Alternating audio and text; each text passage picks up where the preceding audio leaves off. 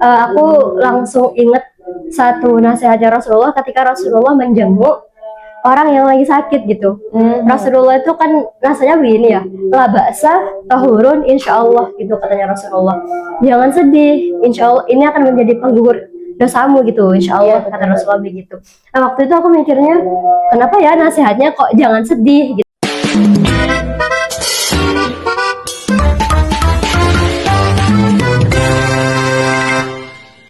Assalamualaikum warahmatullahi wabarakatuh. Waalaikumsalam warahmatullahi wabarakatuh. Halo teman-teman, ketemu lagi di podcast Ceria. Di podcast hari ini teman-teman akan ditemani dengan kita berdua bersama Nada Listiansyah dan Melisa Anggraini.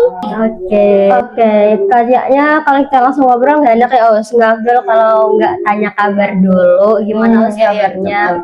Sehat, masih waras atau tidak?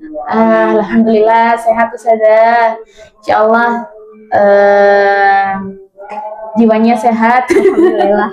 Tidak sakit jiwa ya? Oh, tidak. Insyaallah waras Ustazah. Masih waras ya? Waras.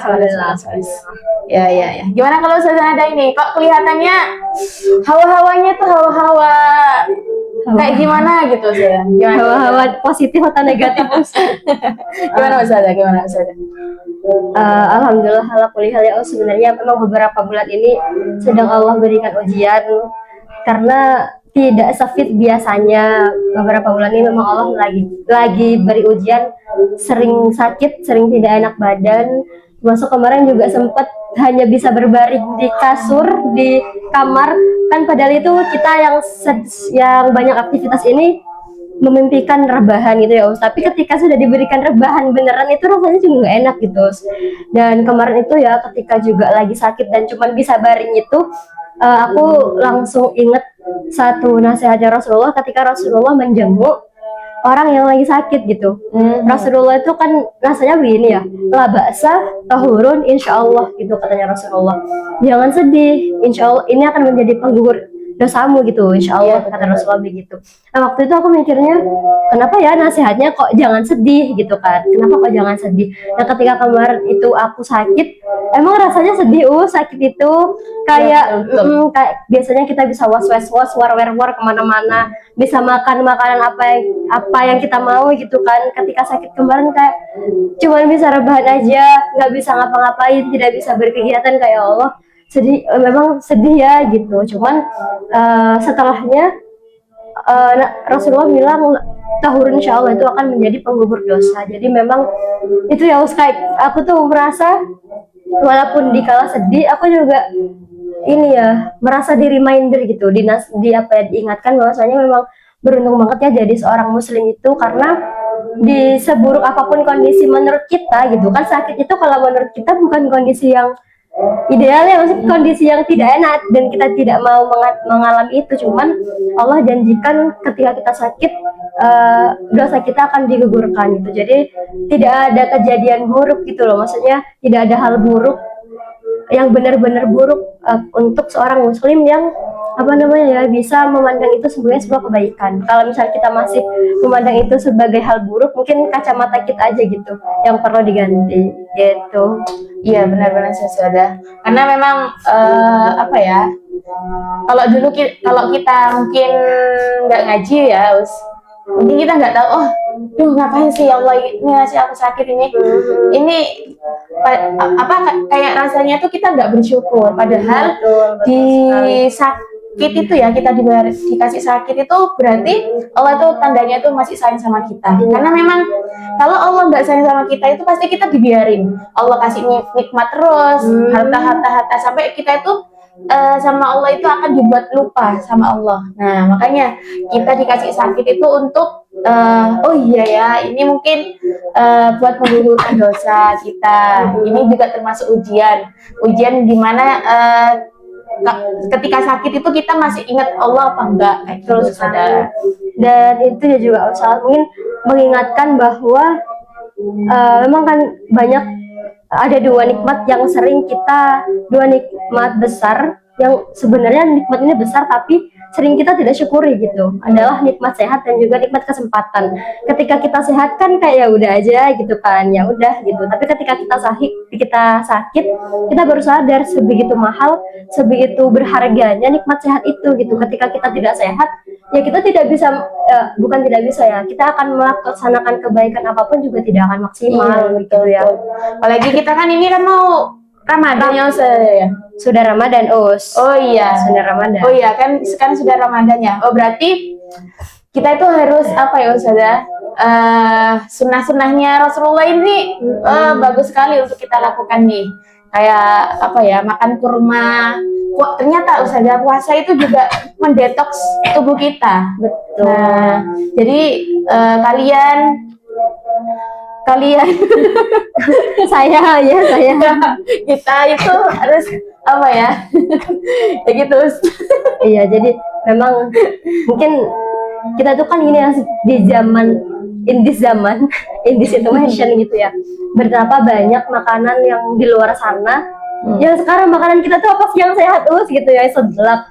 Kalau dari segi minuman manis semuanya tuh kayak makanan Gen-Z, makanan Gen Alpha sekarang sebenarnya apa yang itu mengandung benar-benar gizi gitu kan, semuanya kayak mohon maaf gitu ya, agak sedikit racun gitu untuk tubuh kita. Nah ketika Ramadan ini Allah berikan kita berpuasa untuk ya salah satunya untuk detox itu tadi, iya, betul. agar tidak banyak makan makanan yang tidak mungkin halal tapi tidak thayyib gitu ya. Iya, syubhat. Jadi memang sih Ustazah mungkin kayak kita ya di kayak contohnya di sebuah lingkungan gitu. Ya memang ini makanannya itu halal.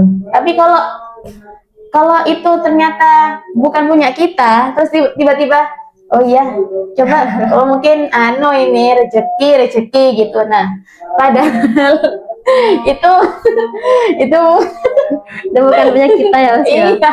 Kayak ya udahlah ya, mungkin emang rezeki saya gitu ya. Iya. Itu prasangkanya aja rezeki saya, padahal Iya. kan itu enggak perkaranya makanan yang nggak tahu punya siapa sebenarnya gitu. Dulu kecil kan seperti itu ya saya. Iya. Saya enggak sih sebenarnya. Sendanya sih. Oke, ini kayaknya tadi tuh cuma tanya kabar intermezzo yang sudah terlalu panjang loh sebenarnya. Iya, betul. Oke, Ustazah. Nah, kan selain mengajar nih Ustazah, kesibukannya itu apa aja? Kesibukannya sih mengajar, Mas. Iya. Jadi emang ya mungkin ada kesibukan lain Ustazah selain mengajar? Ya, jadi kan memang sekarang juga sedang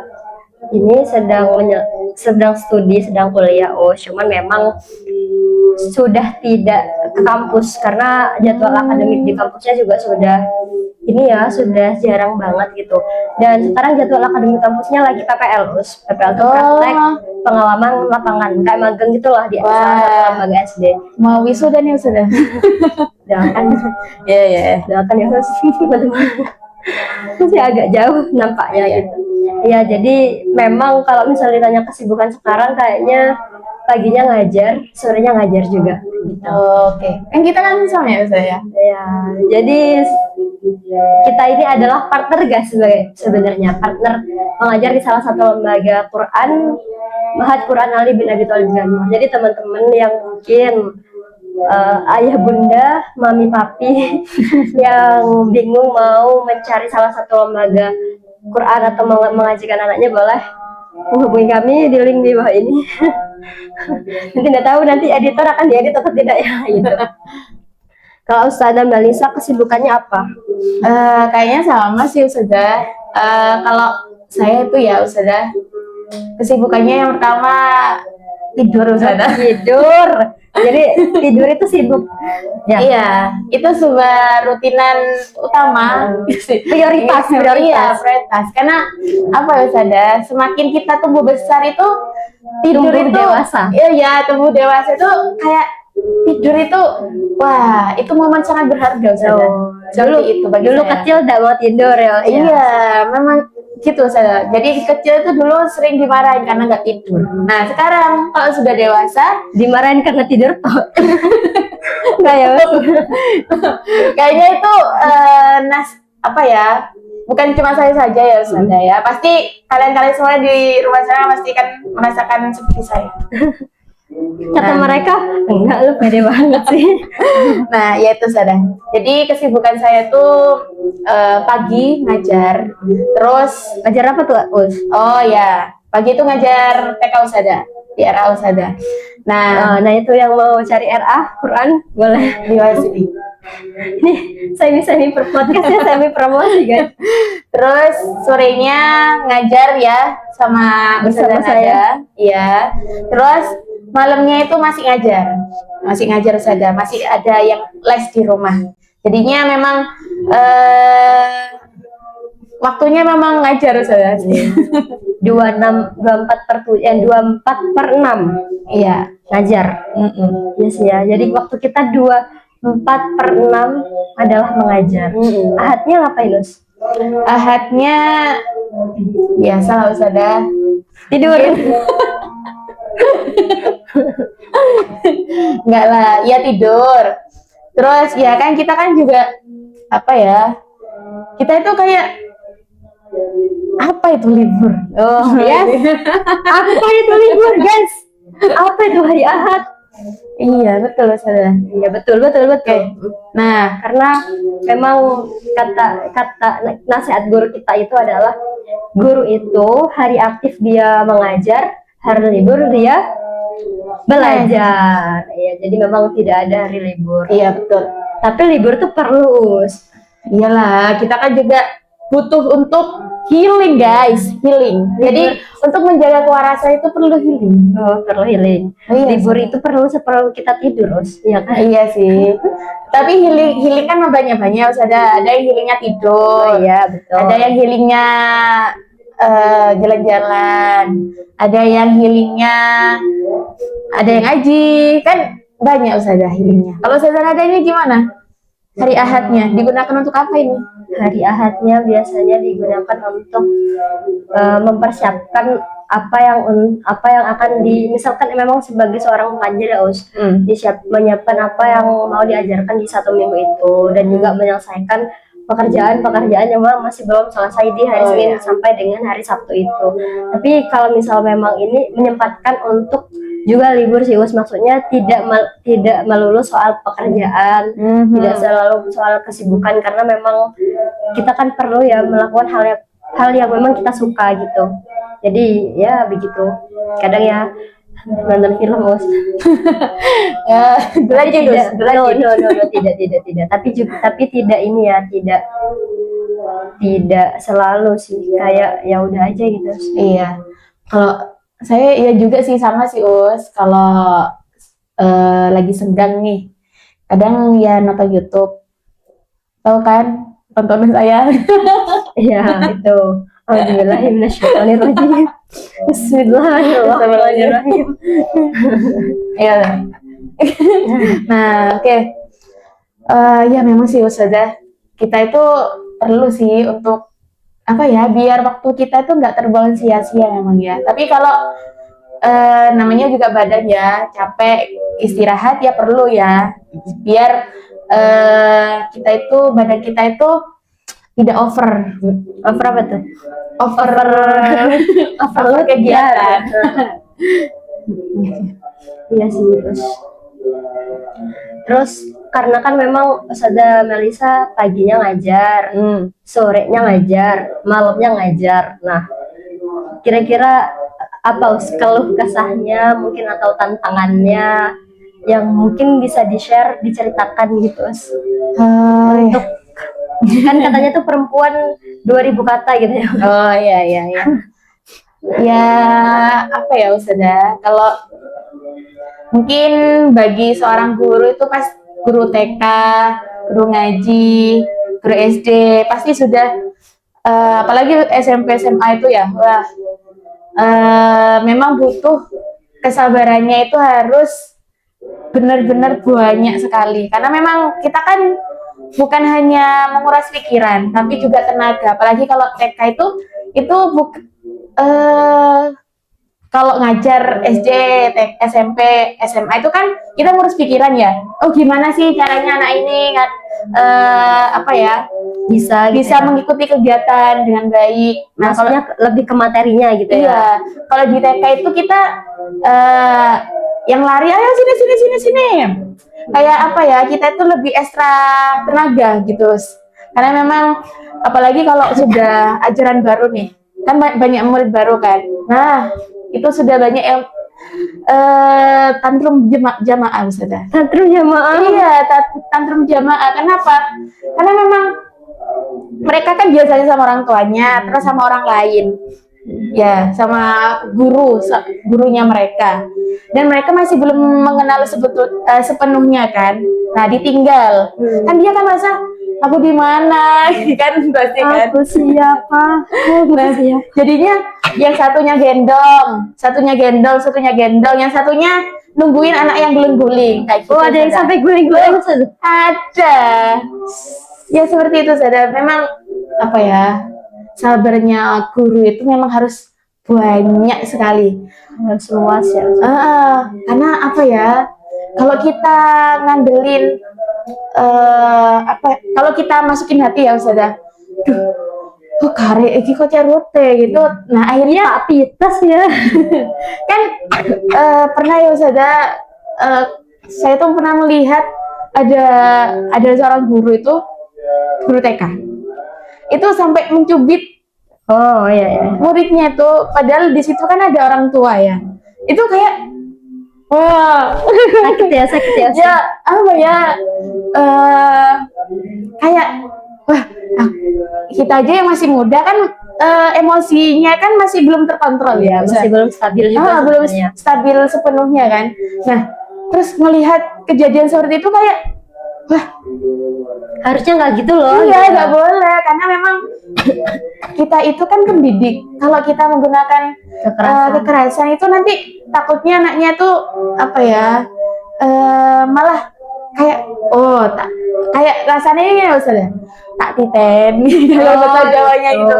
Iya, karena memang akhirnya anaknya nggak mau sama kita, terus Malah bukan malah jadi sayang, jadinya dendam gitu. iya, padahal ikatan guru dengan murid itu sangat perlu sekali. Bukan hanya ikatan anak kepada orang tua, tapi ketika di lingkungan sekolah, ikatan guru dan murid itu sangat perlu. Karena murid bisa dikendalikan atau murid bisa menangkap ilmu-ilmu yang diberikan gurunya itu ketika gurunya ini punya apa ya Ustazah? Kalau Ya bonding. iya, kayak punya amalan juga kan. Nah, kalau Ustazah Dwi itu ngatakan tuh ruhnya seorang guru itu sangat diperlukan. Kayak ibadahnya dikencengin, sebelum berangkat sekolah itu gurunya itu harus sholat duha, terus harus sudah tilawah, kayak gitu saja. Jadi kita harus terus jangan lupa untuk sering mendoakan murid-muridnya kayak gitu. Memang ternyata ketika kita sudah mempraktekkan apa yang beliau katakan itu, ternyata benar, kayak kita itu sebagai guru itu di era itu merasakan memang. Jadi anak-anak itu memang kan nggak sepenuhnya ya Ustazah ya nurut sama gurunya kan. Namanya juga setiap anak berbeda-beda. Tapi mereka tuh masih bisa kita kontrol gitu Ustazah. Kayak gitu Ustazah. Nah, ini kan dari sisi TK ya Ustazah. Nah, kan PPL Ustazah, kan PPL-nya di SD kan Ustazah. Gimana itu Ustazah? Ada yang sampai guling-guling, apa mungkin Ustazah Nada itu baby blues?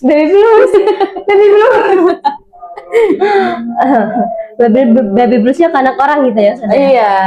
Ya jadi memang kalau misal ke SD itu sebenarnya kan kalau misal ngajar di Mahat itu umurnya ini ya rentan usianya itu variatif gitu loh.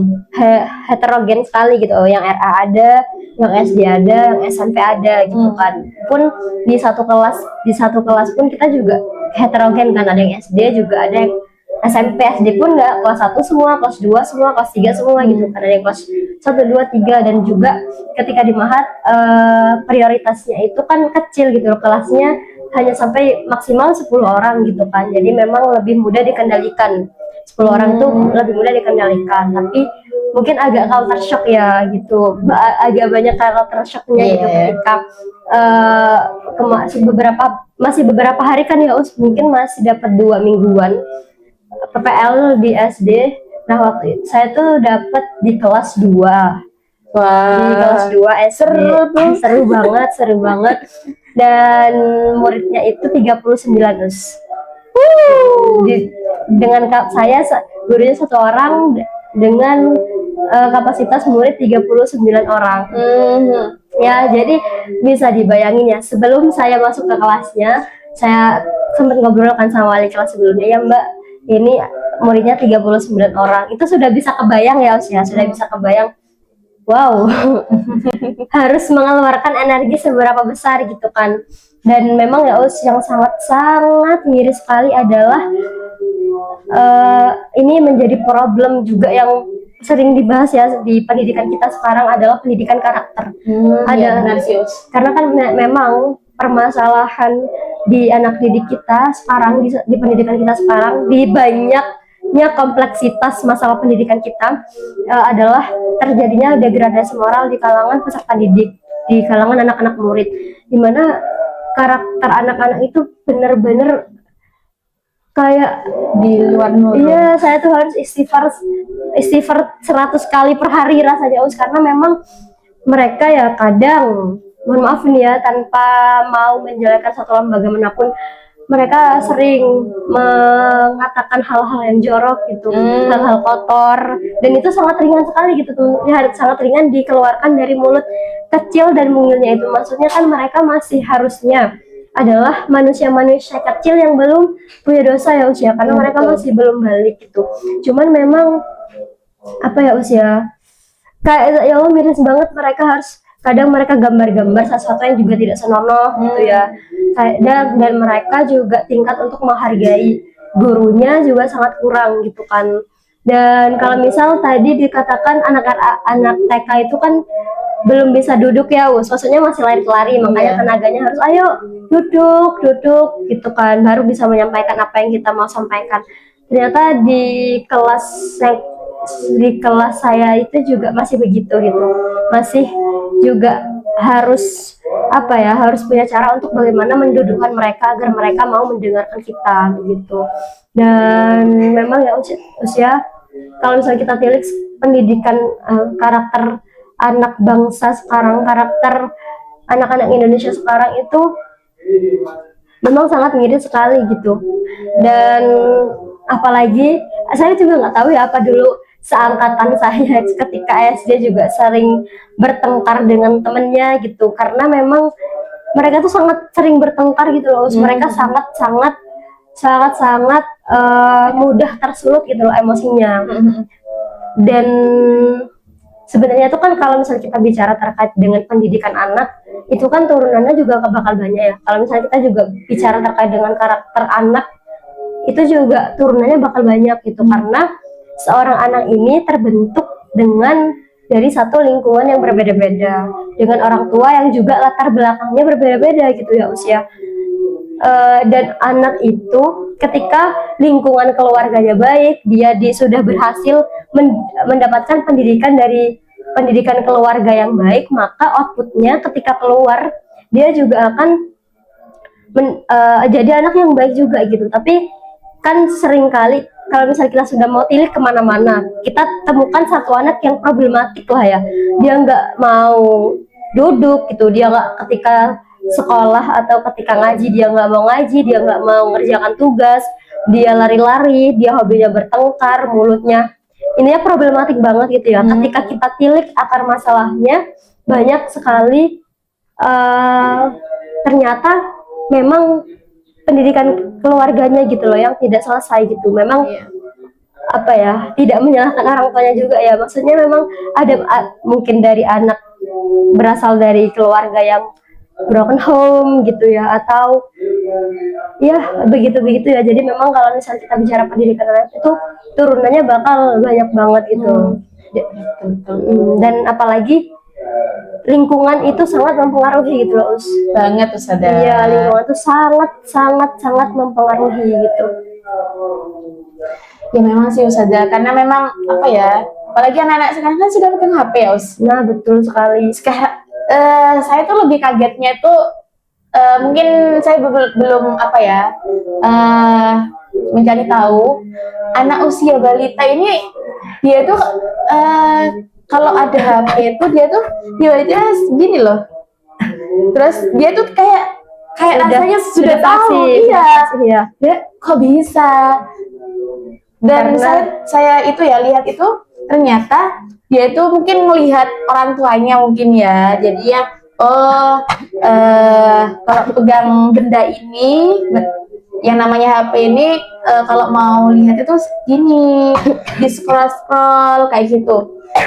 Ada yang juga heran kok bisa, padahal dulu kita iya sih. Dulu kan kita kan kalau usia TK, SD itu kan usia dimana kita kok itu main ya main kali ya, cari ikan, nyari ikan gitu ya, Mas, ya. Nah, tapi anak-anak sekarang itu usia TK itu sudah dipegangin HP, makanya banyak sekali kasus speech delay itu gara-gara HP kayak gitu saja. Jadi apa ya? Memang kompleks sekali masalah kita sekarang, kompleks sekali. Kita itu ternyata ketika ya memiliki anak, sebelum kita memiliki anak itu harus belajar, saudara. Belajar bagaimana menjadi seorang ibu yang baik untuk anaknya agar anaknya ini sesuai dengan apa ya? Dengan keinginan kita, tahap perkembangannya sesuai gitu ya. Iya, karena memang kalau kita mendidiknya salah, terus memberikan mainan yang salah, itu sangat berpengaruh kepada anak. Nah, apalagi benda ini ya, saudara. Ini aduh. Ya, karena kan kalau kita bicara sudah tidak bisa disamain ya, zaman kita dengan zaman Gen sekarang. Sebenarnya kalau misal kita kan Gen Z, sekarang lagi Gen Alpha. Sebenarnya kalau misal bicara itu Gen Z itu kan memang sudah bisa terpapar teknologi memang sejak dini gitu, sejak mereka kecil, apalagi Gen Alpha. Kalau misal tadi Ustazah sempat bingung ya kenapa kok mereka bisa sefasih ini sangat gitu. Karena kan memang anak itu pencontoh ulung orang tuanya gitu. Betul sih, anak kalau misalnya kita bicara usia golden age yang mereka di umur itu kan di umur balita, di umur 1 sampai dengan 7 tahunan itu kan. Jadi apapun yang kita ajarkan, apapun pertingkah laku kita akan dicontoh oleh anak-anak kita gitu. Maka iya betul gitu tadi, ketika kita sudah apa ya mau jadi ibu, memang harus belajar gitu. Bahkan kita kan sekarang itu rasanya tidak ada kelas untuk menjadi ibu gitu ya, nggak ada kelas formalnya, nggak ada kelas yang ya udah jadi ibu aja, nanti ngalir aja gitu ya. Jadi anak pertama itu seringkali jadi bahan percobaan gitu kan. Padahal kalau misalnya kita mau jadi seorang chef aja ada sekolahnya ya usia, tapi jadi seorang ibu yang jobnya, yang profesinya itu satu tidak putus ya seumur hidup, itu kayaknya tidak ada sekolahnya gitu rasanya. Iya sih, apa ya, mungkin zaman dulu ibu-ibunya kita ya kan nggak ada parenting ya, Iya betul. Nah, parenting kan muncul ketika Gen Z ini kan bener, karena apa ya, nah buat kalian yang mau nikah ya jangan sampai nyesel karena nggak mau gimana saja kata-katanya. Saya tiba-tiba ngomongin kenapa? Karena menikah jangan sampai kalian itu menikah atau nanti ketika kalian tidak mengilmui sesuatu gitu. Ketika mau nikah ya ilmu tentang ilmu pernikahan gitu. Apa tanggung jawab sebagai istri, apa hak dan juga kewajiban seorang istri. Kalau misal dia perempuan, apa hak dan juga kewajiban seorang suami gitu. Bagaimana cara dan juga pola komunikasi, cara penyelesaian masalah dan lain sebagainya. Jangan sampai kita ya udah nikah modal aku cinta sama dia, aku mau sehidup semati sama dia gitu, tapi kita tidak mengilmui tentang ilmu pernikahan. Jadi hal yang ketika kita menjalani sesuatu tanpa ilmu itu kita juga akan buta gitu guys. Dan kita akan tersesat, termasuk ketika nanti kita kan juga jadi orang tua. Jadi memang ketika sudah usia-usia ini, usia-usia siap untuk menikah, ya memang tinggal harus nikah dulu. Sudah nikah, sudah kabul, baru disiapkan ilmunya.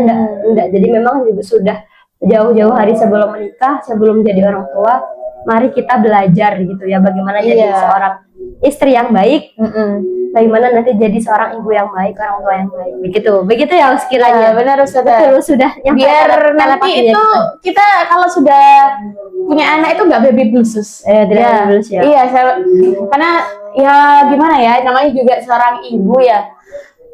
Apalagi ketika sudah melahirkan itu seorang wanita tuh hanya butuh diapresiasi, Ustazah. Iya, karena kita kan ketika sudah melahirkan nih, wah sudah kita sudah mempertaruhkan nyawa kan ya.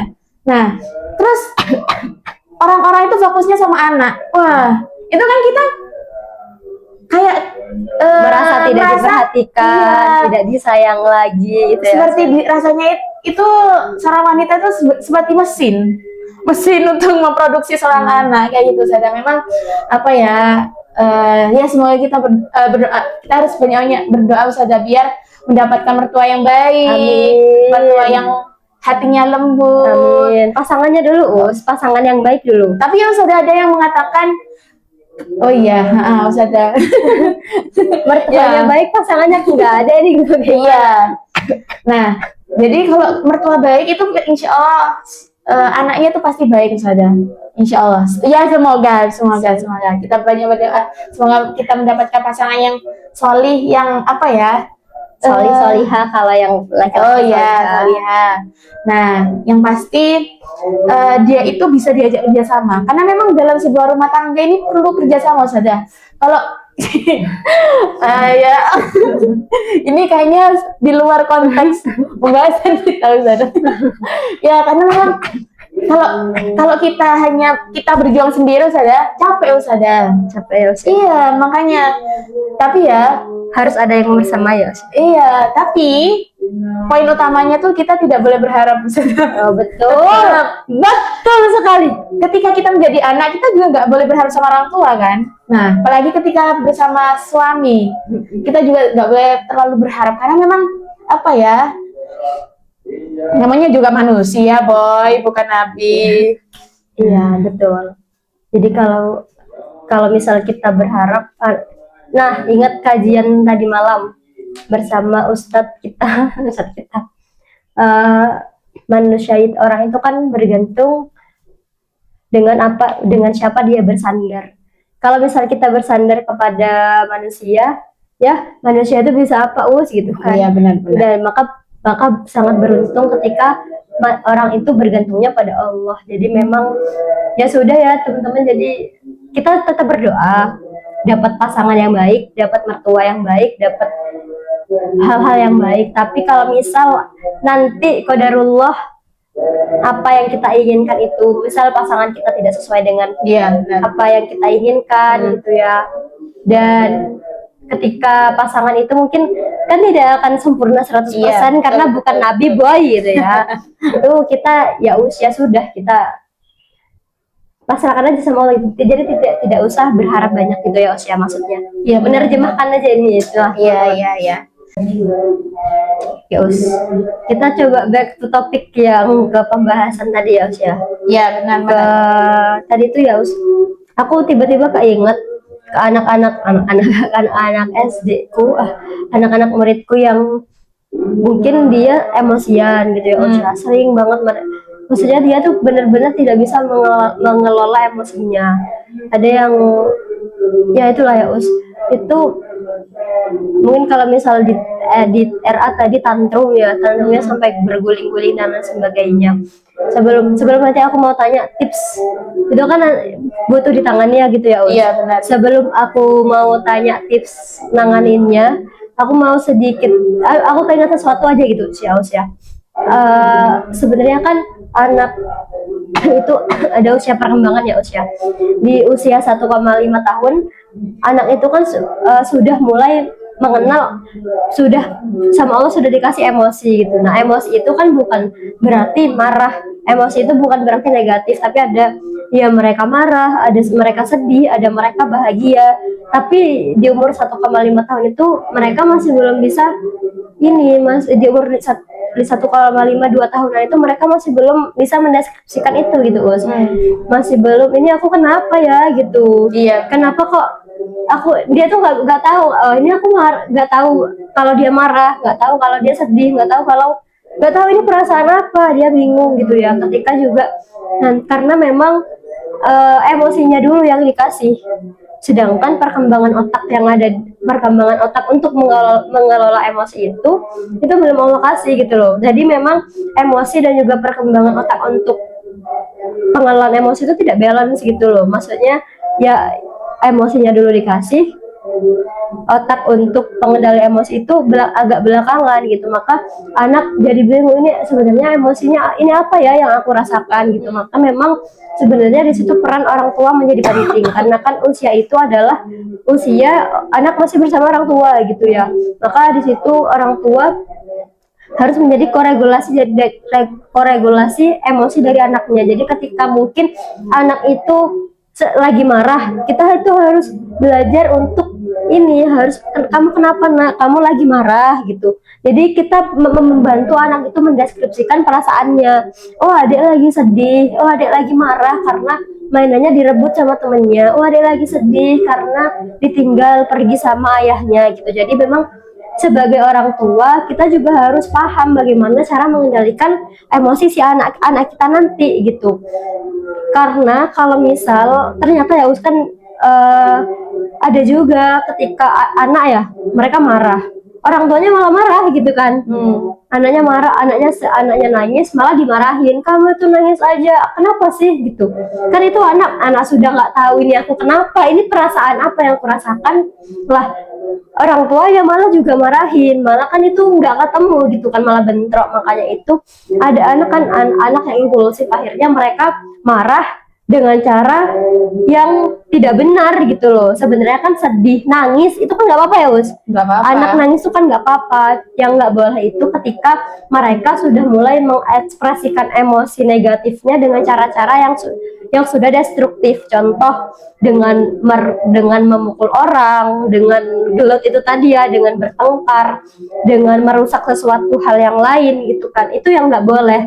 Dan hal-hal seperti itu bisa terjadi kalau misal orang tuanya nggak paham bagaimana cara mendampingi anak untuk mengontrol emosinya itu tadi gitu. Nah, nyambung dengan konteks mungkin anak yang sekarang itu emosian, terus emosinya meledak-ledak banget. Aku mikir barangkali memang mereka dulu tidak mendapatkan itu gitu, tidak mendapatkan itu dari orang tuanya gitu. Jadi ketika dia dulu sedih, dia dimarahin. Ketika dia mengekspresikan emosinya dengan cara menangis, malah dimarahin gitu ya sama orang tuanya, atau ada orang tua yang malah mukul dan lain sebagainya. Jadi anak di situ mendeskripsikan, oh berarti kalau aku punya perasaan ini aku harus mukul gitu. Oh kalau misalnya aku punya oh ini berarti perasaan yang ini harus disampaikan dengan harus diluapkan dengan cara begini gitu, seperti apa yang dulu orang tuanya lakukan gitu ke dia gitu. Jadi memang itu maksudnya kayak tiba-tiba keinget aja gitu ya. Dan memang ketenangan seorang ibu, karena kan kalau misal anak nangis, anak udah tantrum, itu kan kita juga pusing ya kayaknya. Walaupun belum jadi ibu rasanya pusingan ya. Sebagai guru TK akan juga merasakan kalau misalnya kita tidak bisa mengkontrol emosi kita sendiri, kita malah marah, kita malah, oh kamu tuh maunya apa sih gitu. Anak kan malah juga begitu gitu. Itu aja sih usia. Mungkin kalau mau nanggapin boleh. Dan ini itu sedikit aja tadi. Iya. Ya sudah. Enggak, tadi kan itu balik ke tips, mungkin Ustazah juga kalau misal di RA, karena kan juga sudah bersinggungan langsung dengan ya mereka yang tantrum, karena kan usianya mayoritas masih ini ya, masih umur ini memang tantrum. Kita kalau di RA itu pendekatan dulu ya sama anak ini, karena kalau kita jadi anak tantrum atau enggaknya itu tergantung ibunya. Jadi Nah, kan tergantung ibunya. Iya, karena apa ya, ikatan batin seorang anak dan ibu itu sangat kuat sekali ya. Karena yang melahirkan ibu kan, Iya. bukan 9 bapak. bulan Iya. di kandungan ibu. Terus ibu juga sudah bicara dengan anak kan, di dalam kandungan juga sudah ngobrol-ngobrol kayak gitu. Ibu juga curhat sama anaknya meskipun nggak ada bapaknya ya. Maksudnya itu kan ketika nggak Bapaknya ada, sedang tidak ada. iya, ketika bapaknya itu sedang tidak bersama ibunya, kan pasti ngobrol, "Siapa ya nak ya, sebentar lagi kamu sudah besar, lahir," kayak gitu kan. Nah, ketika anak ini sudah lahir saja, memang ikatan itu tidak akan lepas meskipun dia itu sudah menikah, ikatan itu pasti akan terus terjalin. Makanya ketika anak laki-laki ini harus tetap bersama ibunya kan, maksudnya kayak harus tetap berbakti kan ke orang tuanya. Nah, bahas lagi ikatan seorang anak dan ibu memang sangat perlu Ustazah. Ketika orang tuanya ingin menyekolahkan anaknya, berarti dia itu harus rela untuk melepaskan anaknya untuk dididik oleh orang. Nah,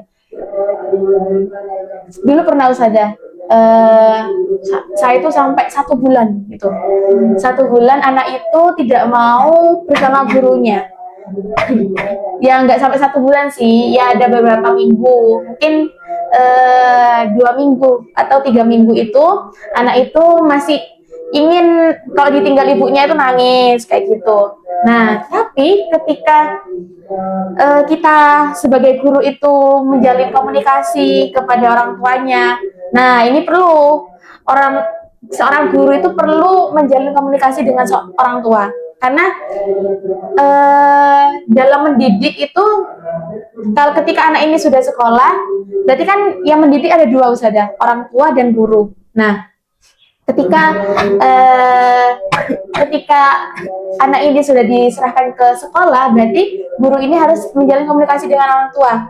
Sebaliknya, orang tua juga harus menjalin komunikasi dengan guru biar tidak ada miskomunikasi. Jadi kolaborasi gitu. Iya, karena penting itu saja. Kalau orang tuanya tuh bodo amat, wes penting aku tak sekolah gitu kan. Nah, kayak kesannya itu semua pendidikan, mendidik tumbuh kembang anak itu diserahkan kepada gurunya, padahal enggak. Sudah aku sekolahkan keluar anakku sudah solihah, pintar, cerdas gitu. Padahal yang pendidik pertama itu orang tua sudah. Ya. Karena memang ikatannya juga sangat kuat, daripada ikatan dengan guru itu sesama ibu itu sangat kuat sekali. Nah, jadi anak ini ternyata orang tuanya itu masih kayak belum itu saja, belum ridho. Iya, kayak masih mau ditungguin sebentar. Ya nggak apa-apa, saya tungguin sebentar. Nanti beliau lari gitu kan. Kalau anaknya sudah fokusnya hilang ke orang tuanya, ibunya langsung pergi kayak gitu. Nah, ternyata memang ketika beliau masih ingin menunggu anaknya, berarti kan ada rasa masih belum, kayak masih masa anakku kayak gitu loh saja. Ya, itu yang membuat anak jadi tantrum. Iya, karena ketidakridhoan ibunya, bukan tidak ridho ya, kayak masih berat. Aduh, anakku bisa nggak ya, prasangka ibunya itu tadi yang membuat anaknya tuh berat gitu ya. Padahal kalau prasangka itu hilang, terus diganti dengan pikiran yang positif, insya Allah anak ini tidak akan selama itu tantrumnya Ustazah. Nah, dan alhamdulillah karena kita sering menjalin komunikasi dengan orang tua ini, anak ini sudah, ketika ibunya pergi pulang gitu ya, dia bye bye kayak gitu. Yang tadinya nangis, sudah bisa bye bye. Gitu ya. Terus ada juga Ustazah, satu angkatan nih sama anak ini, itu ketika tantrum itu dia sampai jingkrak, nangis, teriak-teriak. Jadi waktu itu penanganannya itu saya bawa ke ada ruangan kosong yang ada pintunya. di situ saya berdua dengan anak itu. Nah, jadi tempat itu menjadi tempat untuk meluapkan emosinya dia. Enggak apa-apa kalau mau nangis, nangis aja, teriak aja. Kenapa kok saya bilang teriak? Karena itu untuk meluapkan emosinya. Karena kita aja yang sudah besar aja ya, sudah dewasa aja, di sini itu masih, kalau kita nggak teriak itu rasanya kayak gitu, masih ada bekasnya Ustazah. Nah, nggak apa-apa teriak aja. Nah, tapi Ustazah, jangan sampai suara kita itu kalah dengan anak ini. Karena kalau anak tantrum itu pasti kan macam-macam ya. Ada yang sampai teriak-teriak. Nah, suara kita itu jangan sampai kalah dengan anak ini. Agar anak ini fokusnya teralihkan dengan suara kita. Kayak gitu. Nah, agar anak ini juga mendengarkan apa yang kita bicarakan. Karena memang ada beberapa tantrum kan. Tantrum yang karena dia itu tidak keinginannya tidak terpenuhi, terus banyak sekali tantrum karena di rumahnya habis diapain. Nah, terus akhirnya anaknya ini meluapkan emosi ke sekolah. Itu memang ada dari rumah gitu ya. Iya. Nah, ada yang seperti itu saja. Terus ada yang tantrumnya karena ditinggal orang tuanya dan sebagainya. Nah, yang terpenting Ustazah, kita itu ada untuk dia ketika dia sedang meluapkan emosinya. Nah, kita juga harus ada di situ biar dia itu tidak menyakiti dirinya. Ya, betul sekali. Karena memang ada kan anak yang ada yang menyakiti dirinya ketika tantrum, ada juga yang sampai menyerang gurunya atau orang tuanya atau teman-temannya kan. Ada yang seperti itu. Nah, kita harus menjaga dia agar tidak melukai siapapun dan juga tidak melukai dirinya. Kayak gitu. Itu tadi, itu jadi akhirnya nyambung dengan apa yang pernah aku baca itu tadi ya, Us. Maksudnya adalah regulasi emosi dari si anak itu tadi gitu. Berarti akhirnya guru yang ada di RA, di TK mau tidak mau juga harus ya memang menggantikan peran orang tua yang ada di rumah pada saat itu. Yang pertama memang poinnya teman-teman, ketika ada anak yang tantrum misal nangis, dia menangis, memang kita harus hadir ya, harus hadir agar si anak tadi tidak merasa ditinggal, agar si anak tadi tetap merasa dibersamai. Lalu yang kedua memang kita harus mengarahkan mengarahkan emosi si anak tadi, bagaimana cara si anak untuk meluapkan emosinya agar itu tadi tidak meluapkan dengan cara-cara yang destruktif, dengan cara-cara yang impulsif gitu. Misal tadi boleh nak nangis, boleh nak teriak, silahkan kalau mau nangis, ada di sini gitu ya. Tapi kalau misal anak itu sudah menyakiti diri sendiri, anak itu sudah mulai pukul teman dan lain sebagainya, itu yang harus kita bilang kalau misalnya itu tidak boleh dilakukan. Ketika untuk melakukan emosinya itu nggak boleh gitu. Ya, harus kita arahkan agar anak kan juga harus perlu kita ajarkan kan Ustazah untuk mengontrol emosinya. Oh, jadi biar anak ini tahu, oh aku kalau marah itu harus seperti ini loh. Betul. Seperti itu. Nah, kalau marah nggak apa-apa nangis, tapi nggak boleh pukul temen gitu. Dan mungkin salah satu hal yang perlu diketahui juga, kita juga harus ajarkan anak untuk tidak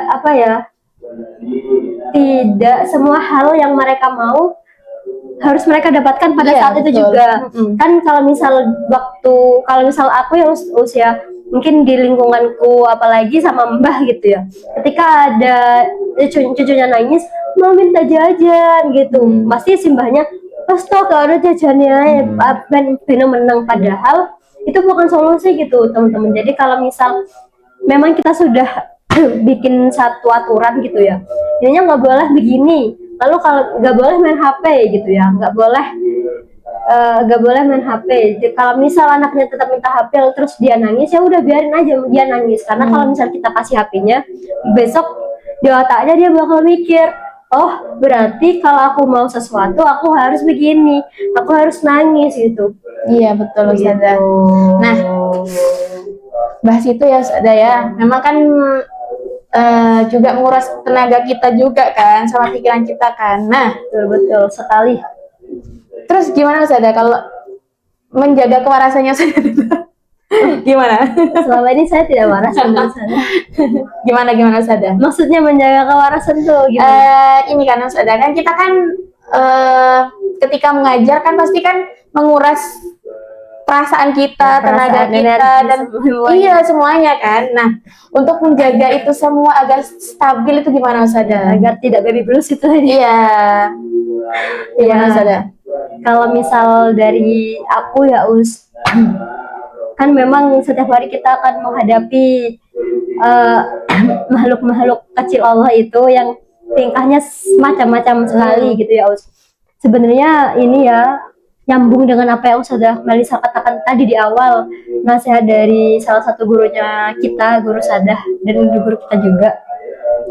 Maksudnya memang menjadi seorang pendidik itu kita juga harus punya koneksi yang bagus gitu, harus punya koneksi yang bagus yang bisa menjaga kewarasan kita. Siapa itu adalah Allah Subhanahu Wa Taala gitu ya.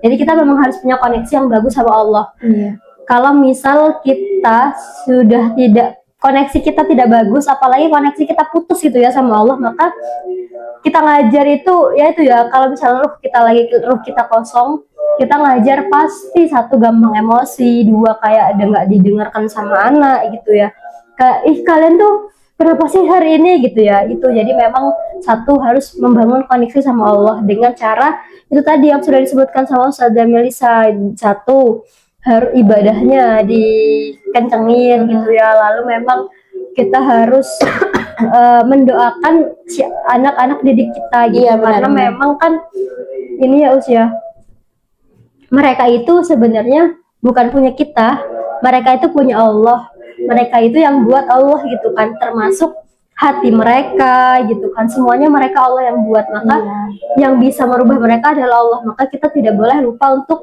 berdoa sama Allah begitu. Dan kita kan tadi juga harus bangun koneksi itu tadi ya, koneksi sama Allah agar kita satu ya harus minta satu diperluas sabarnya, yaitu diperluas sabarnya agar ketika menghadapi mungkin hal-hal yang mungkin ini kok ya Allah gitu ya, Allah banget ya anak ini, kita sudah diberikan kesabaran itu sama Allah gitu. Jadi memang itu ya, satu harus koneksinya sama Allah diperbaiki. Yang kedua apa tadi yang kedua kalau lupa sih, Itu Ustazah. yang kedua Doa. ya didoakan. Siapa yang kita didik harus kita doakan. Bahkan salah satu nasihat dari guru saya juga, ketika sebelum mendidik, sebelum mengajar, usahakan sholat dulu gitu, sholat 2 rakaat kah sebelum masuk kelas, kita usahakan tuh sholat 2 rakaat. Lalu yang selanjutnya adalah tidak terlalu berekspektasi. Terus maksudnya tidak terlalu berekspektasi adalah jangan sampai kita merasa keakuan, aku gurunya, aku harus bisa merubah kamu gitu kan. Sebagai seorang guru kita pasti punya target dong untuk anak gitu, aku pengen dia begini, aku pengen dia begitu. Cuman lagi-lagi kita siapa gitu, kita cuman manusia yang cuman ranahnya adalah usaha, ranah hasil itu lagi-lagi miliknya Allah gitu. Karena lagi-lagi dia adalah miliknya Allah, yang bisa mengubah dia adalah Allah, yang menggerakkan dia adalah Allah. Maka kalau misal kita sudah merasa aku bisa merubah si dia, ketika anak itu tidak berubah, maka siapa yang kecewa? Kita gitu. Kalau misal kita sudah merasa keakuan, maka yang kita akan dapatkan adalah itu ya, rasa kecewa, dan akhirnya nggak waras itu ya Mas. Iya, Akhirnya. benar. Bahkan ya itu ya, kalau misal kita mau bilang kita bisa merubah seseorang, kita tuh siapa gitu. Orang Nabi Muhammad aja tidak bisa membuat pamannya masuk ke dalam Islam begitu kan. Maka memang ya itu, kita tidak perlu berekspektasi karena ranah kita hanya usaha gitu. Lalu dan ini kalau misal lagi ngajar tuh, kalau lagi ngajar terus kayak emosi banget itu ya, ya lagi-lagi kita terapkan apa yang Rasulullah nasihatkan, untuk kalau misalnya kita lagi emosi marah, kalau sedang berdiri duduk, kalau sedang duduk baring itu. Jadi kalau lagi berdiri, kalau sudah kayak ya Allah ini sudah di luar kendaliku, aku duduk dulu, ambil nafas dulu, baca istighfar dulu, astagfirullahaladzim, terus ya doa dulu, maksudnya doa pada saat itu gitu. Ya Allah, berikan kelapangan hati, berikan keluasan sabar gitu ya Allah, ini berikan jalan untuk bagaimana caranya bisa menghandle kelas ini, untuk menghandle kelas ini. Ya Allah, lembutkan hati mereka untuk menerima apa yang aku sampaikan begitu. Benar sih, Nah, Us. setelah itu ketika sudah sedikit agak tenang baru dihadapin lagi gitu. Begitu sih Us kalau dari aku. Sabar ya, Us. Insya Allah. Iya, Us, benar, Us. Memang untuk menjaga kewarasan itu apa ya? Kita harus sering-sering membangun koneksi dengan Allah ya. Karena memang yang mengendalikan perasaan, terus apa ya, memunculkan perasaan kan Allah kan ya. Betul. Ya, marah, sedih, bahagia kan Allah yang menciptakan. Nah, Allah yang bagi gitu ya. Nah, jadinya agar kita tetap dalam kewarasan, agar tetap yang waras ya. Iya, Satu tambah satu. Dah kacamata. Maaf guys, maaf. Iya, ya memang apa ya, memang perlu sih Us untuk membangun koneksi. Apa ya? Bukan jadi perlu sih, harus ya. Iya, harus. Nah, jadi teman-teman, bagi kalian di sana yang sedang tidak waras, maksudnya yang rasanya sedang stabil, jadi kita harus diperkuat lagi ikatan kita, koneksi kita sama Allah, karena memang ketika kita tidak menjalin ikatan sama Allah itu, wah, rasanya tuh perasaan kita tuh kayak bulet ya, kayak dibuat bingung, kayak apa ya, aneh pokok pasti kalian pernah merasakan kan. Nah, jadi Ustazah memang jangan lupa healing. Jangan lupa healing. Iya, healing itu kan gak harus liburan kan, mungkin nonton YouTube, podcast Nonton apa gitu ya. podcast kita. Iya, jangan lupa ya. Iya. Nah, Ya, jadi itu sih Ustazah. jadi kira-kira begitu ya teman-teman, karena sekarang juga momennya Ramadan gitu ya, adalah momen yang sangat tepat untuk menjalin kedekatan kita dengan Allah. Karena kalau misal kita sudah dekat sama Allah, insya Allah semua akan jadi mudah gitu teman-teman. Sadar tidak sadar, semakin berantakan hidup kita, semakin berarti itu adalah semakin jauh juga kita dari Allah teman-teman. Karena ketika kita sedang dekat sama Allah, tidak akan ada hal yang terasa tidak baik-baik saja, apapun bisa merasa baik-baik saja. Kalau ketika kita punya kedekatan dengan manusia gitu, dengan pejabat, dengan DPR, dengan orang-orang penting di luar sana, pasti kan kita merasa hidup kita itu akan lebih mudah ya gitu, punya jalur dalam dan sebagainya. Koneksi. Apalagi iya, punya koneksi ya, apalagi kita terkoneksi dengan yang punya seluruh alam muka bumi ini gitu kan. Harusnya kita akan merasa hidup kita lebih aman, karena yang menjamin dan juga koneksi kita langsung dari pusatnya pusat gitu. Jadi maka begitu teman-teman, ini karena momennya Ramadan, semoga yang kemarin-kemarin merasa mungkin hubungannya Allah sedang tidak baik-baik saja, merasa jauh, merasa mainnya kejauhan, semoga bisa didekatkan kembali dan juga koneksinya bisa 5G ya, 10G dengan Allah begitu. Iya.